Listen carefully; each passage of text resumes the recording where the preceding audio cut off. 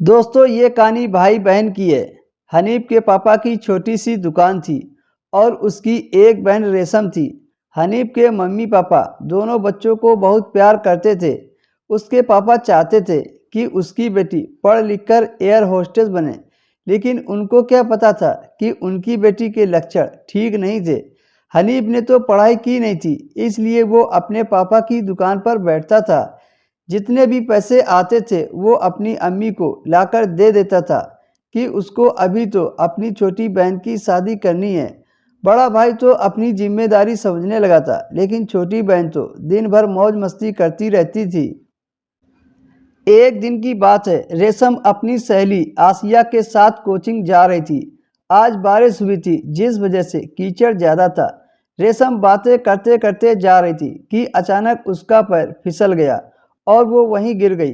सड़क पर कुछ लड़कों ने रेशम को हॉस्पिटल पहुंचाया और जब ये बात भाई पापा को पता चला तो वो तुरंत भागते हुए हॉस्पिटल पहुंच गए। डॉक्टर ने बताया हल्का सा पैर में फ्रैक्चर है, 1 महीना तक बेड रेस्ट लेना पड़ेगा। पर डॉक्टर साहब, मेरी 10वीं की एग्ज़ाम होने वाले हैं, मैं कोचिंग पढ़ने कैसे जाऊंगी? हनी बोला, कोई बात नहीं बहन, एग्ज़ाम की बात है तो हम टीचर को घर पर ही बुला लेंगे, वो तुम्हें पढ़ा देंगे। ये बात सुनकर रेशम खुश हो गई, क्योंकि रेशम का टीचर अभी जवान था।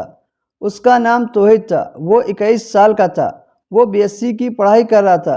वो अपने जेब खर्च के लिए वो 10वीं तक के बच्चों को पढ़ाता था। तौहीद भी हॉस्पिटल पहुंच गया था रेशम को देखने के लिए। हनीफ ने तौहीद से कहा, अब से तुम्हें रेशम को पढ़ाने के लिए घर पर आना होगा। तौहीद ने हाँ कर दिया और अगले ही दिन से तौहीद रोज शाम को 5 बजे रेशम के घर आकर पढ़ाने लगा। पापा और भाई सुबह दुकान पर चले जाते और उसकी माँ दिन भर घर के काम में व्यस्त रहती और रेशम को पूरी आज़ादी मिली हुई थी।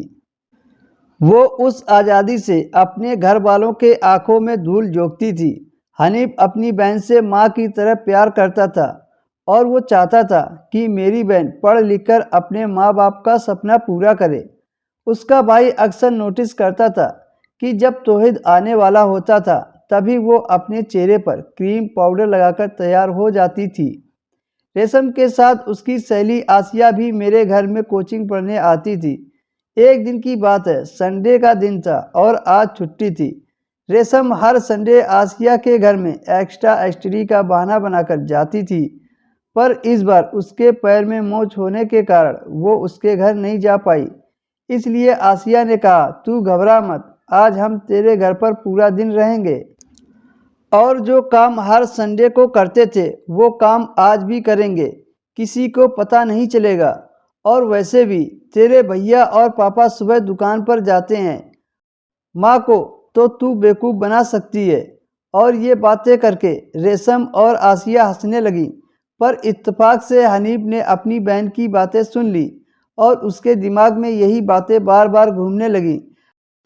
आखिर हर संडे को ये दोनों पूरा दिन करती क्या हैं? इस बात का पता लगाने के लिए आज हनीफ दुकान पर नहीं गया और पापा से कहा, आप दुकान चले जाओ। हनीफ ने चाल चलते हुए अपनी गाड़ी उठाई और दुकान की तरफ चला गया और 5 मिनट बाद घर के पीछे वाली गली में गाड़ी खड़ी कर दी और चुपके से घर में घुसकर अपनी बहन के कमरे के बगल में छोटी जगह में वो छिप गया।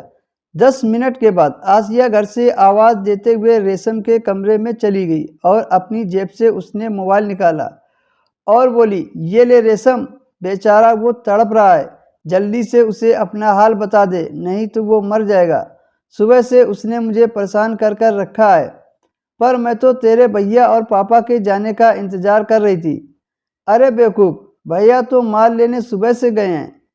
चल मैं अपनी माँ को बेवकूफ़ बनाकर आती हूँ, कहूँगी माँ मेरे सिर में दर्द हो रहा है और वो दवाई लेने चली जाएंगी।